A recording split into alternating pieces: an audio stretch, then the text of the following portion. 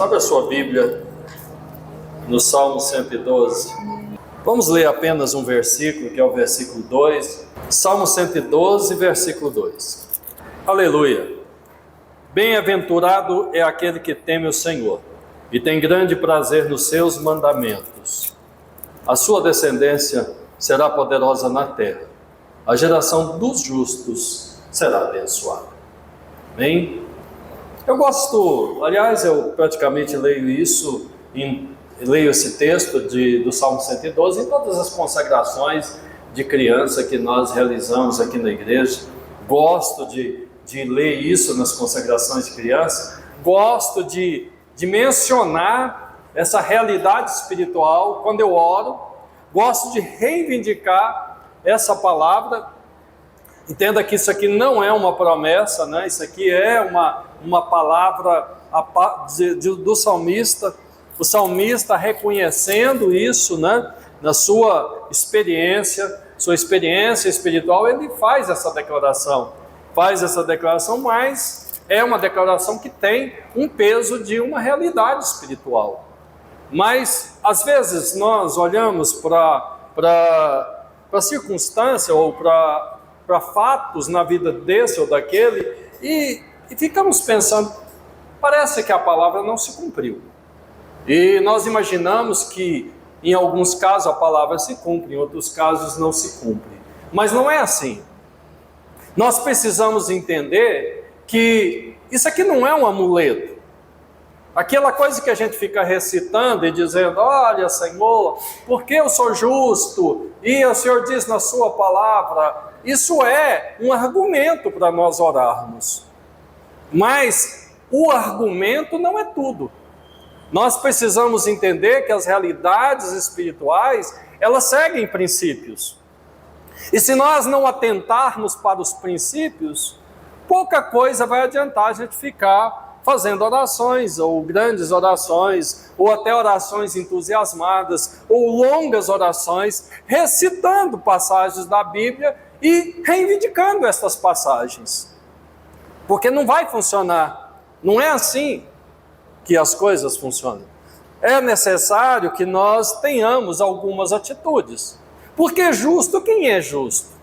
Justo não é aquelas pessoas que estão assentadas nos bancos das igrejas. Acredito que nos bancos da igreja tem muito justo.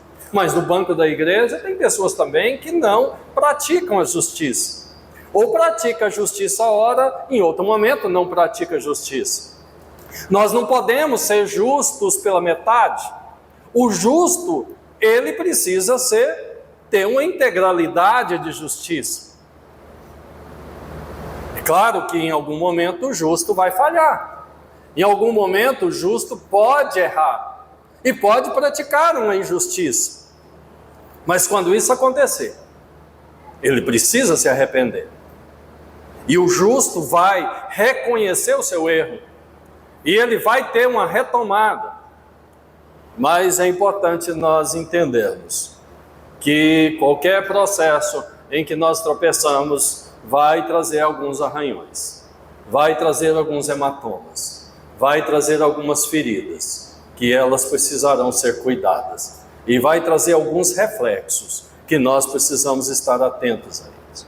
Então, nessa noite, eu gostaria de falar à igreja sobre que tipos de atitudes nós precisamos ter para que essa palavra se cumpra nas nossas vidas. Quais são as atitudes que eu, pai, preciso ter para que a minha descendência seja poderosa na terra? Olha para esse texto aqui. Aqui está falando de dois grupos de pessoas, de dois conjuntos de pessoas. Às vezes nós olhamos e pensamos que está falando do mesmo conjunto, porque diz assim, olha, a geração do justo, ela será poderosa na terra. A descendência, aqui está dizendo semente, mas eu prefiro a versão que eu tenho aqui, que é essa versão que diz a descendência será poderosa na terra. A descendência do justo. Porque às vezes a gente fala semente, fica pensando, parecendo que pode ser a lavoura, pode ser o que a gente... mas não é. Está falando descendente, está falando de filhos, está falando de netos, bisnetos, tetranetos, está falando daqueles que vão surgir a partir das nossas vidas. Está dizendo que essa descendência será o quê? O que ela vai ser? Poderosa na terra. Amém? A geração dos justos será abençoada. Agora, quando fala de geração, aí já não, aí extrapola, o conjunto é maior, não é somente os meus descendentes, meus filhos, meus netos, bisnetos, os meus tetranetos, não, aí está falando das pessoas que convivem comigo, das pessoas que estão em meu derredor, e dentre esses podem e estarão os meus filhos, os meus netos, e poderão ser que na vida sua não tenha filhos e netos, então, por isso então você não vai ser abençoado? Não, você vai ser abençoado, porque ali está falando na geração dos justos, amém? Então na geração dos justos está os seus colegas do trabalho, na geração do justo está o seu vizinho, na geração do justo está o seu patrão, na geração do justo estão as pessoas que convivem com você, que nem mesmo te conhecem, e nem mesmo você conhece, mas essa é a geração do justo. Então na sua geração, na geração que nós estamos vivendo agora no século 21, está o prefeito da nossa cidade, está os vereadores, está o governador, está o presidente da república, senadores, deputados. E esse texto está dizendo que estas pessoas serão abençoadas pela minha vida, pela sua vida, nesta geração. Então, quando nós abrimos a nossa boca em oração, então nós chamamos a existência, a bênção de Deus sobre a vida de pessoas que não nos conhecem. Mas sabe de uma coisa, queridos, lá na eternidade, lá no reino, então as coisas estão acontecendo, e elas acontecem com um endereço determinado. Elas acontecem, está sendo chancelado, está sendo carimbado, porque o Senhor diz: hoje eu ouvi a oração do meu servo Ricardo, hoje eu ouvi a oração da minha serva Isabel, e estou abençoando o prefeito daquela cidade, estou abençoando o governador daquele estado. Porque é assim que diz a palavra do Senhor: orai pelas autoridades, abençoai as autoridades. Então cabe a mim abençoar estas pessoas, e ele diz: abençoe e não amaldiçoe. Mas eu quero enfatizar bastante sobre a descendência do justo. A descendência do justo. Primeira atitude, uma das atitudes que nós devemos como pais, avós, precedentes, antecedentes da nossa descendência é construir pontes. Você pode também chamar de cisternas, quer dizer, nós devemos construir. Cabe aos pais construírem as pontes sobre as quais os seus filhos irão atravessar abismos. Dia desse, eu gosto de fazer umas aventuras de vez em quando, peguei uma trilha num lugar ermo, e lá tinha uma ponte em mau estado, e aquela ponte de cabo de aço, uma ponte suspensa, estaiada nas pontas, nas duas extremidades, e a madeira que estava naquela ponte, que um dia foi nova, estava podre, era um cabo de aço grosso, e eu olhei para aquele e pensei: bem, os meus filhos não estão aqui, eles não vão me ver fazer essa proeza, mas eu vou atravessar assim mesmo. Resolvi arriscar. Provavelmente, se eu tivesse com os meus filhos lá, eu não teria feito isso, porque eu não queria dar esse mau testemunho para eles. Olha, atravessa uma ponte em frangalhos, passa através de uma ponte que você pode cair dela. Não, eu ficaria quieto, não, vamos contornar. Sabe, queridos, nós fazemos coisas no nosso particular que nós não queremos divulgar. E muitas vezes isso funciona, muitas vezes no secreto, muitas vezes no escondido, você faz coisas inconfessáveis que você não quer que as pessoas saibam. Mas saiba de uma coisa: sempre tem alguém que está vendo aquilo que nós estamos fazendo. Sempre há testemunhos. Precisamos ter cuidado. Quando nós olhamos lá no livro de Gênesis, no capítulo 26, a partir do versículo 3, no versículo 18, melhor dizendo, versículo 18, a Bíblia fala que Isaac foi peregrinar na terra de Gerar, a mesma terra que o seu pai havia peregrinado anos atrás, que é uma terra dos filisteus. E a Bíblia diz que Abraão, enquanto passou por Gerar, Abraão cavou vários poços, cisternas. E agora Abraão já havia morrido, e depois da morte de Abraão, vieram os filisteus, entulharam e fecharam os poços que Abraão tinha cavado. Mas a Bíblia diz que Isaac voltou àquele lugar e foi desentulhar os mesmos poços que o pai dele havia cavado, e deu os mesmos nomes que o pai dele havia dado.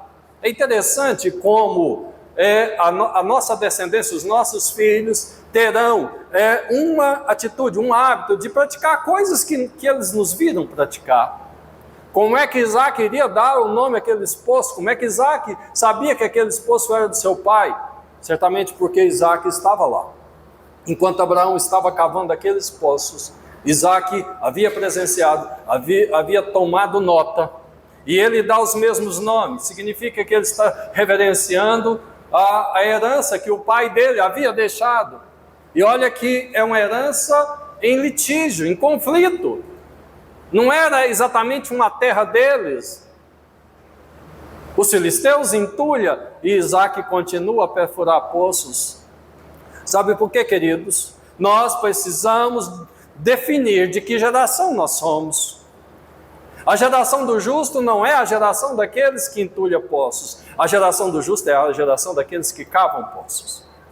A geração do justo não é daqueles que deixam o mundo onde eles estão pior do que eles encontraram. Mas a geração do justo é a geração daqueles que deixam o mundo muito melhor. Pode ser que alguém não vá valorizar. Pode ser que alguém vá desprestigiar aquilo que você está fazendo. Vai entulhar os poços que você está abrindo. Mas você vai abrir e um dia alguém vai beber água desse poço. E que seja o seu filho, e que seja o seu descendente, que seja o seu neto. Entenda isso. A segunda coisa que nós precisamos atentar, a atitude que nós precisamos atentar, cuidado com a qualidade do material. Nós somos construtores, amém? Nós somos construtores. Estamos sempre construindo alguma coisa. Mas eu não estou falando de casa. Eu não estou falando de uma cerca em volta do seu lote, não. Eu estou falando de construir princípios espirituais. Os nossos filhos estão olhando para nós. Eles vão desfrutar daquilo que nós estamos fazendo. Lá no livro, na carta de Paulo aos Coríntios, 1 Coríntios, no capítulo 3, versículo 12 a versículo 13, diz assim: e se alguém sobre este fundamento, que fundamento é esse, queridos? Qual é o fundamento?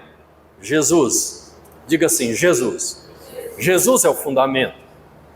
Amém? Quantas pessoas aqui estão construindo sobre esse fundamento? Jesus.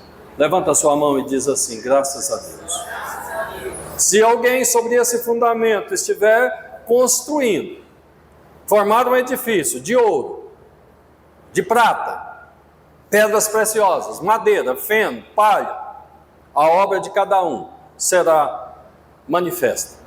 A obra de cada um se manifestará. Na verdade, o dia declarará, porque pelo fogo será descoberto.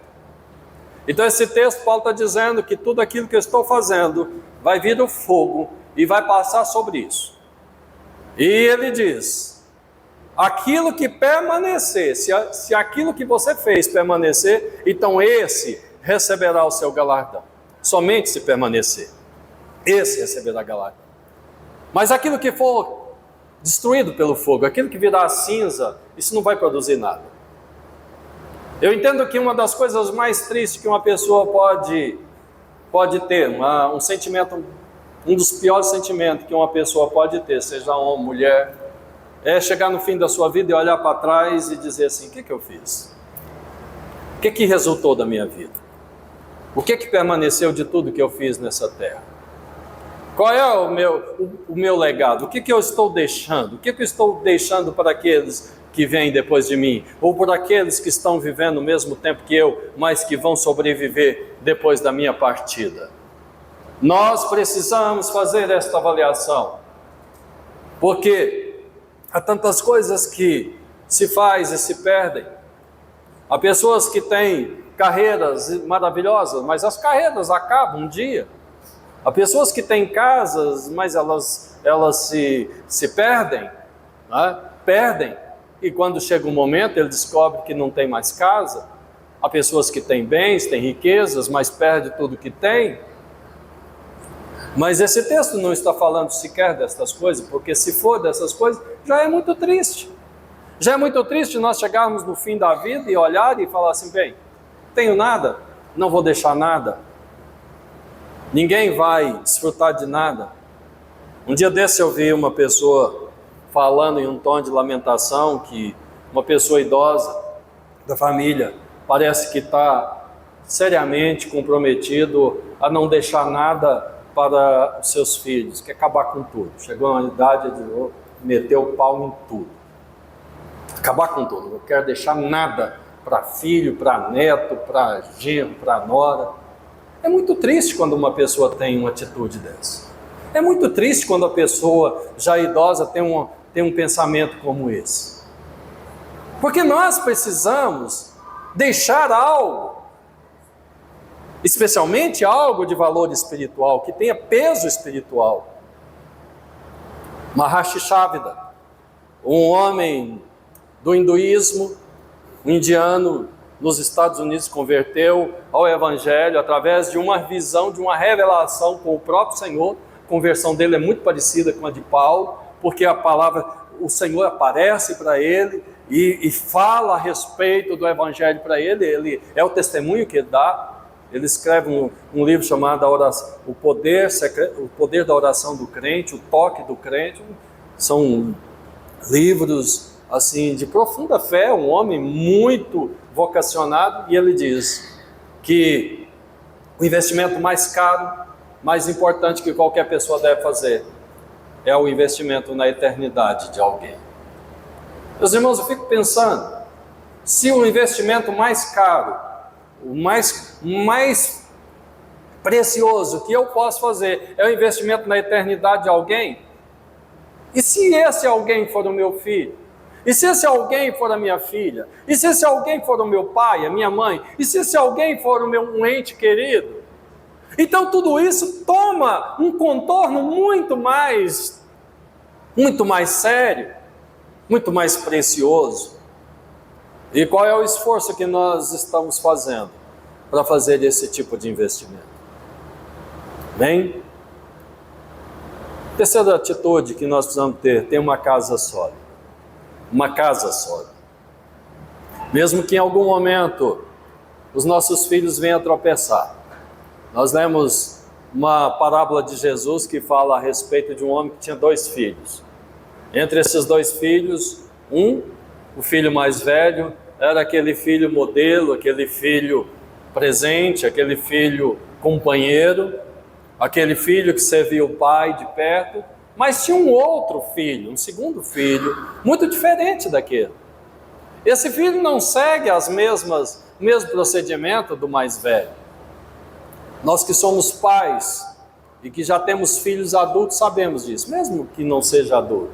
Você nunca terá 2 filhos iguais. Você nunca terá 2 filhos, eles podem ser gêmeos idênticos, mas você vai descobrir que eles são muito diferentes. É diferente na personalidade, é diferente na atitude, é diferente até mesmo na forma de relacionar com você. E um deles era assim, o mais novo, que é chamado de filho pródigo.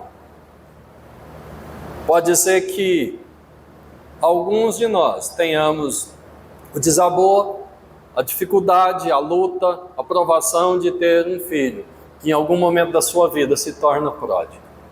Um filho que se afasta da sua casa, afasta da casa do pai, afasta-se dos princípios que norteia a sua família. Mas eu tenho a dizer uma coisa para você que eu tenho repetido muitas e muitas vezes como pastor. Mantenha a sua casa sólida, mantenha a sua casa limpa, mantenha a sua dispensa suprida, mantenha os seus mananciais as suas águas limpas. Não importa se o teu filho tomou a decisão de ir por um caminho diferente, por um caminho ermo. Mantenha a sua casa pura, mantenha a sua casa firme, porque um dia, pode ser que ele se arrependa, e se ele se arrepender, haverá uma casa para ele voltar. Haverá um lugar que possa acudir e possa abraçar. Mas se você permitir que a sua casa seja destruída, que a sua casa seja envergonhada, que a sua casa seja contaminada pelo erro do seu filho, então para onde ele vai voltar? Eu tenho ouvido, e eu tenho visto pessoas que são criadas na igreja. Alguns delas são frequentadores da igreja, outros talvez nem frequentadores são, mas estão tendo uma atitude permissiva demais em relação ao erro dos seus filhos. Os filhos vão lá para fora, fazem o que entendem fazer, e isso é um direito daqueles que são adultos, as crianças não. As crianças vão fazer aquilo que você permitir, entenda isso, pai. Você não pode dizer, meu filho tem direito das suas decisões. Não, criança não. A criança precisa ser protegida, é você que decide. Você não pode abrir mão da liderança da sua casa, dos seus filhos que ainda são crianças. Você precisa defender a sua casa. Você precisa delimitar o que pode e o que não pode, especialmente dentro da sua casa. Mas o que pode e o que não pode na vida do seu filho, mesmo que não esteja dentro da sua casa, lá na escola, onde ele estiver. Você é o pai, você é a mãe, você é responsável por esse filho.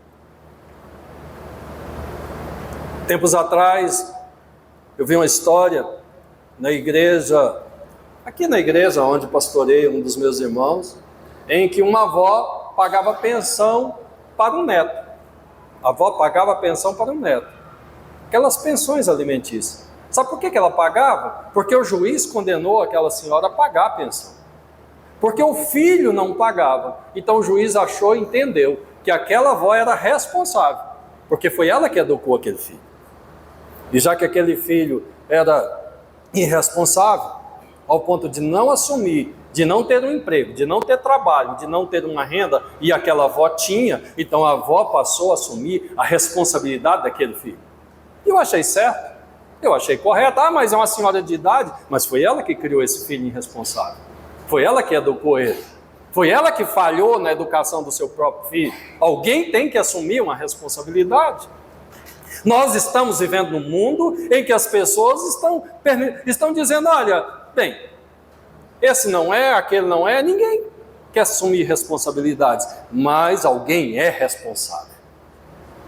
E todos os responsáveis precisam responder por isso.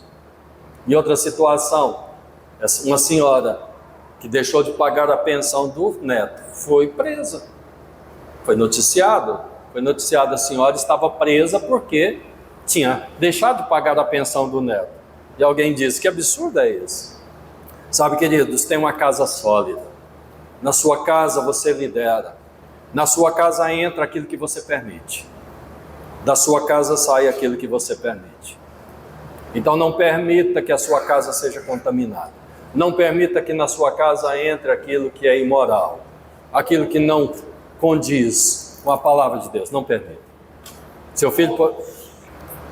Sabe, amados, nós somos e devemos ser responsáveis pelas nossas casas, pelas nossas famílias. Somos nós que permitimos. Dia desse, um amigo meu, que ele frequenta uma igreja de um pastor amigo, e ele diz, pastor, Ailton, ele não me chama de pastor, é muito amigo meu, assim, tem umas pescarias que nós vamos, mas lá na pescaria tem uns irmãos que levam caixas e caixas de cerveja e bebe até ficar bêbado. Eu falei, mas não é crente? É crente, é obreiro da igreja. Eu falei, não é possível. Mas acontece isso, acontece. Agora, semana passada, ele foi para a pescaria de novo, e quando ele voltou, eu falei assim, e aí? O irmão da caixa de cerveja foi, ele falou assim, olha, nós estávamos na casa de um crente, é da nossa igreja, mas ele é crente. Ele falou, na minha casa não entra bebida alcoólica. Então, se alguém quiser beber, vai ter que ir beber lá na rua. Ele falou assim, alguém acho que levou, deixou a caixa térmica lá dentro do carro, ia beber lá no carro. Bom, não importa onde você vai beber, se não for dentro da minha casa, então você bebe onde você quiser. Queridos, eu e a Rosângela, nós casamos em 1987. Daqui 3 anos nós vamos fazer 40 anos de casados, 40 anos que nós temos a nossa casa própria. Na nossa casa nunca entrou bebida alcoólica. Aí as festas de aniversário, o pessoal que bebe, olha, eles vão beber em outro lugar, mas na festa de aniversário, lá até porque a gente faz festa de aniversário de crianças, né? Não bebe, não se bebe lá. Verdade que nós temos alguns parentes que não gostam muito de ir nas nossas festinhas de aniversário, porque não tem bebida lá. Sabe, amados, nós precisamos ter uma casa sólida, porque a nossa casa será o referencial para os nossos filhos. Um dia, quando os nossos filhos estiverem casados, eles vão olhar e lembrar do casamento que eles viram dentro da casa do pai deles.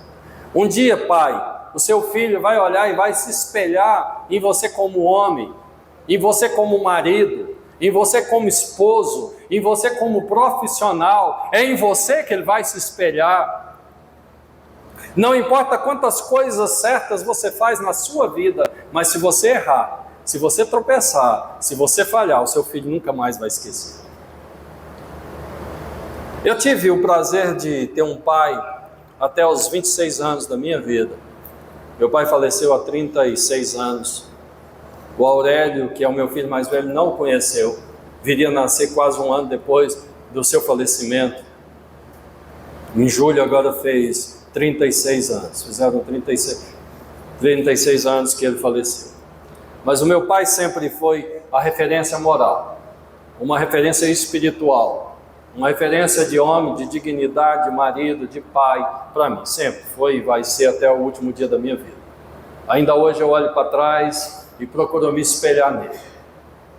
Meu pai fez algumas coisas erradas, certamente fez, mas há 2 coisas só que eu lembro. E eu estou dizendo isso não para expor o erro do meu pai, mas estou dizendo isso para dizer que quando um pai erra, o filho não esquece. Ele não esquece. Fica carimbado. Meu pai mentiu. Meu pai errou. Meu pai falhou. Meu pai não foi honesto.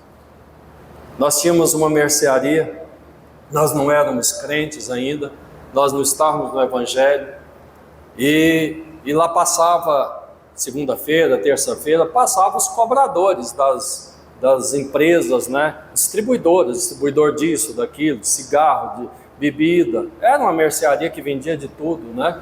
Os chamados secos e molhados, pão, café, bebida alcoólica, cigarro, vendia de tudo. E chegou o dia de passar um daqueles cobradores, e meu pai não tinha reunido o dinheiro de pagar o fornecimento. E aí, quando ele viu que a pessoa estava chegando, ele entrou lá para um cômodo e falou assim: fala que eu não estou. Ele disse isso: fala que eu não estou aqui. E ele entrou para lá, e quando ele chegou, um dos meus irmãos perguntou: cadê o pai de vocês? Ele falou: meu pai não está. Mas tinha um menino, uma criança lá, que viu tudo e disse assim: eu acabei de ver ele entrar naquele fundo ali.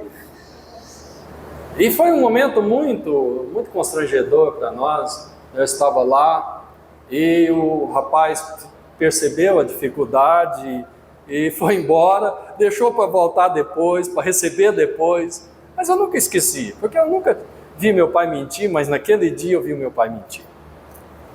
E eu descobri que meu pai mentia.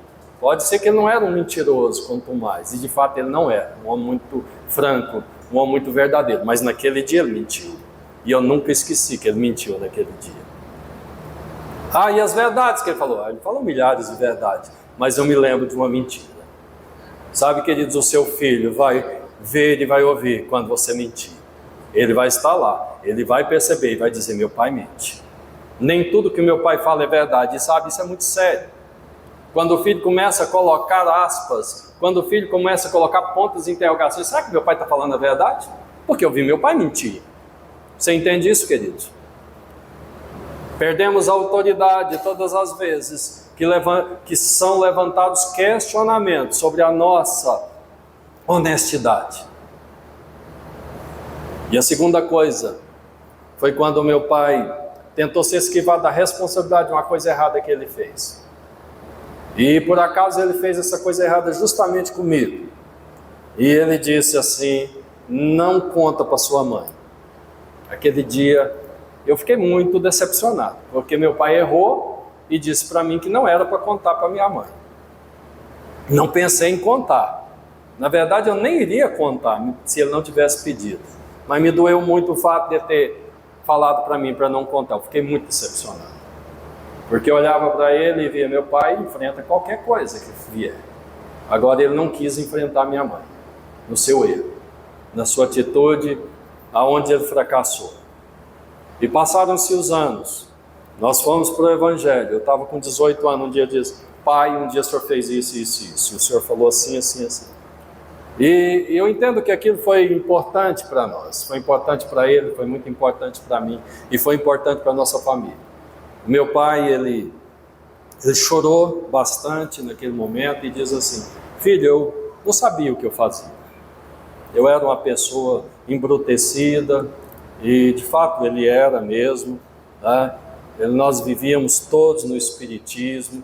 Meu pai era um homem muito agressivo, muito nervoso, tinha um repente de raiva que inexplicável às vezes. Ele era um homem colérico, e ele foi tomado de uma cólera e fez uma coisa que eu não entendi por que ele fez. Foi uma agressão.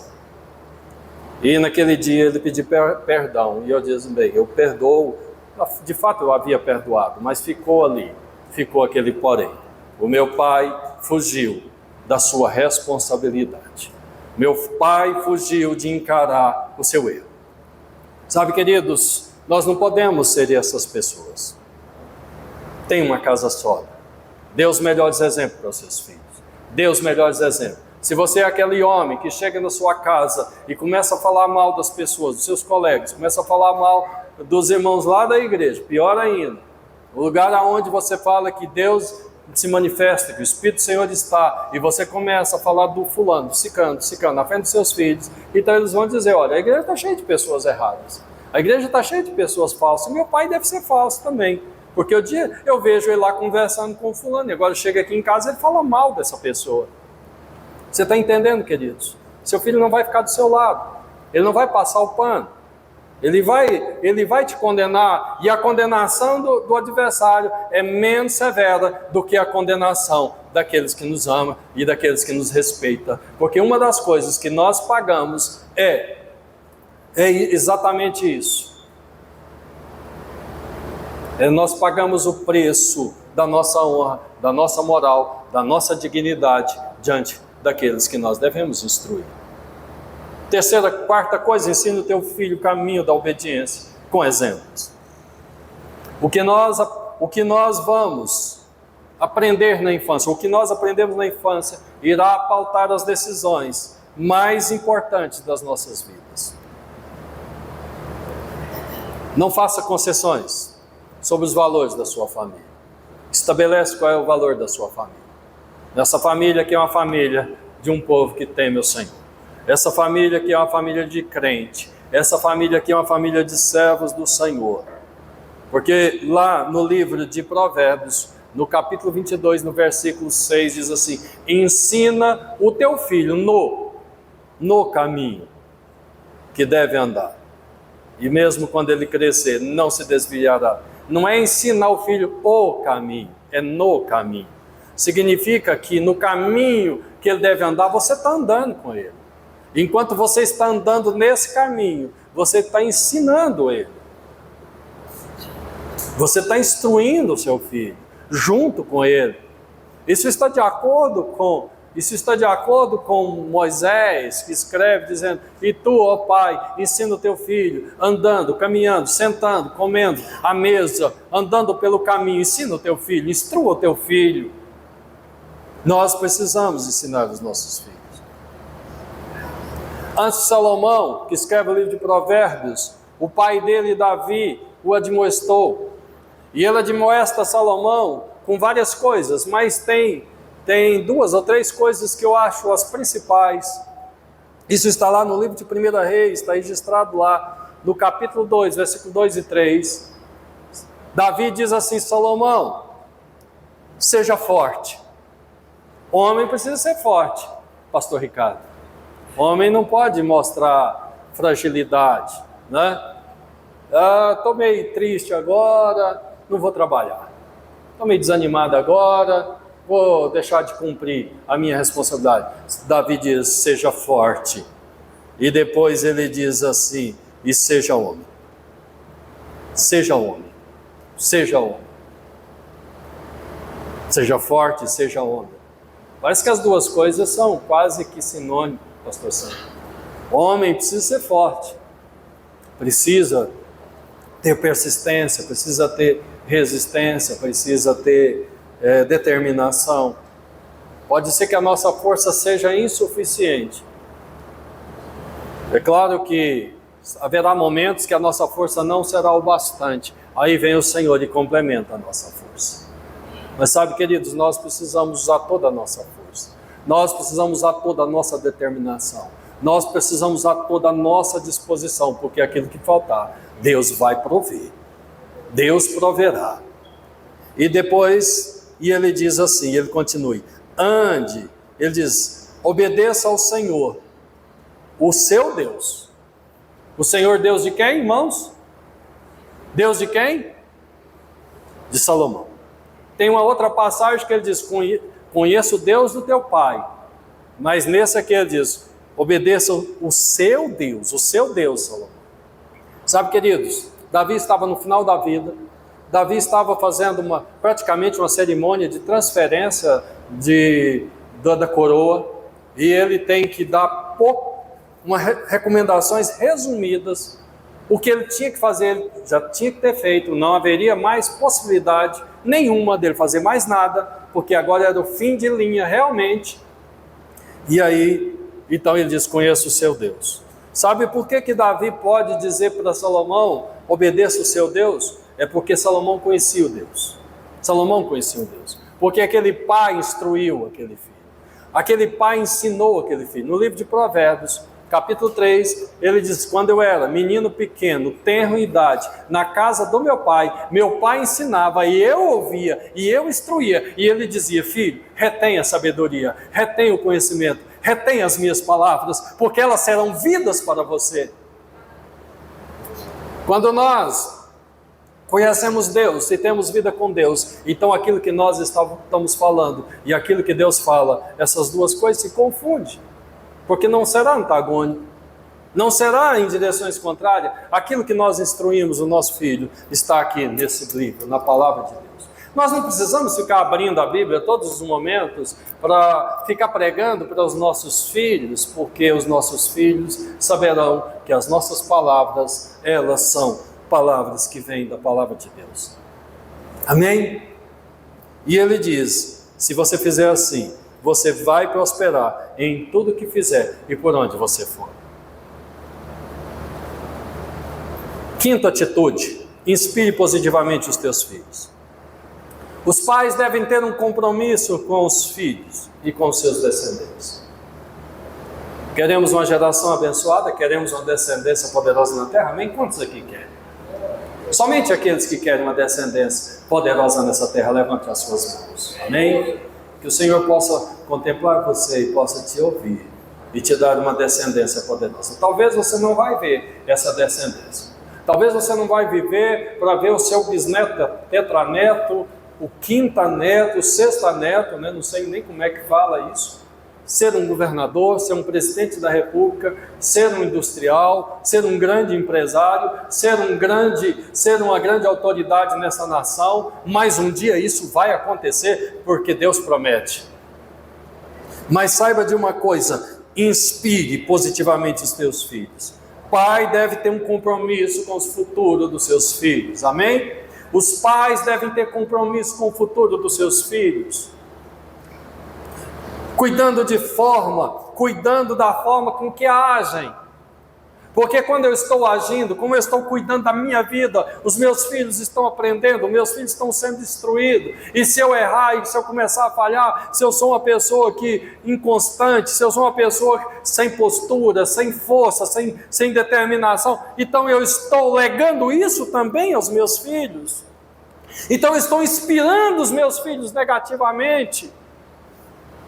Então eu preciso ser determinado, eu preciso inspirar os meus filhos, porque o meu filho está olhando para mim mais do que para qualquer outra pessoa. Ah, pastor, eu não consigo mais influenciar o meu filho. A pergunta é, onde é que você se perdeu do seu filho? Porque se perdeu em algum momento. Porque todo pai precisará influenciar o seu filho enquanto viver. Meu pai precisou de me influenciar durante meus 26 anos de vida com ele. Ele não precisou mais. Teve que ser o bastante. Eu estou influenciando meu filho Aurélio há 35 anos. Estou influenciando o Ricardo há 31 anos. E devo continuar influenciando. Sabe por quê? Porque se eu errar, se eu tropeçar, agora eu vou estar influenciando negativamente a vida deles. Eles vão olhar e dizer, bem, eu acho que tudo aquilo que meu pai falou não era tão verdade assim. Olha aí o que meu pai está fazendo. Olha a atitude do meu pai. Você compreende a responsabilidade que é viver? Compreende a responsabilidade que é ser pai? Que é ter uma descendência? Pais espirituais. Aqui tem filhos espirituais, amém? Filhos. Eu tenho que ter uma responsabilidade com você também. Não é só com os meus filhos de sangue, não. São os filhos espirituais. A desobediência de Adão e Eva trouxeram morte para dentro da casa deles. E o pior de tudo é que eles viram essa morte acontecer na geração deles, com o filho deles. Mas quem era o responsável por aquela morte? Quem foram os responsáveis pela morte de Abel? Quem foi? Ou quem foram? Foi aquele casal. Foi Adão e Eva. Eles foram responsáveis pela morte do filho deles. Você entende isso, irmãos? Você entende isso? Ah, mas não foi Caim não, pastor? Foi Caim. Mas antes de Caim, que a maldição entrou dentro da casa daquele casal, porque eles foram desobedientes, porque eles deixaram o Senhor. Caso eles tivessem obedecido, jamais teria entrado pecado, jamais teria entrado a morte e o sangue. Da mesma forma que o meu sucesso pavimenta um caminho, estabelece uma cultura de sucesso, por onde irão caminhar os meus filhos, os meus netos e a minha descendência. Então os meus tropeços também irão criar buracos, por onde alguns deles irão tropeçar. Os meus tropeços, as minhas falhas, as minhas transgressões. Esse tipo de entendimento eu tive há muito tempo atrás. Não é hoje que eu tive esse entendimento há muito tempo. E graças a esse entendimento, isso me livrou de tomar muitas decisões que poderiam ser danosas para mim mesmo e para minha casa. Porque eu olhei sobre o que eu queria fazer, eu olhei sobre a vontade, o desejo que eu queria executar e não fiz por conta de outras pessoas, por conta dos meus filhos, por conta da minha descendência, por conta de pessoas que o que eles diriam, o que eles esperariam do pai deles. É assim que um pai vai fazer? É assim que um pai age? Que legado eu vou deixar para os meus filhos? Sabe, queridos, isso me ajudou a ter prudência, isso me ajudou a ter uma atitude correta. Amados, não será exatamente isso que está faltando a essa geração em que vivemos? Olhar menos para nós mesmos, para o nosso umbigo, e olhar mais para frente? Amém? Às vezes nós julgamos as nossas decisões, aquilo que vamos fazer, pensando nos próximos 10 anos, pensando até mesmo na nossa velhice, no fim da nossa vida. Mas deixa eu dizer uma coisa, pense na próxima geração, pense nos seus filhos, pense nos seus netos, pense na sua descendência, haja de acordo com isso, porque essa vida passa rapidamente, daqui a pouco já passou, mas vão ficar aqui a nossa descendência, e essa descendência vão caminhar e vão atravessar as pontes que nós construímos, vão viver do legado que nós estamos deixando.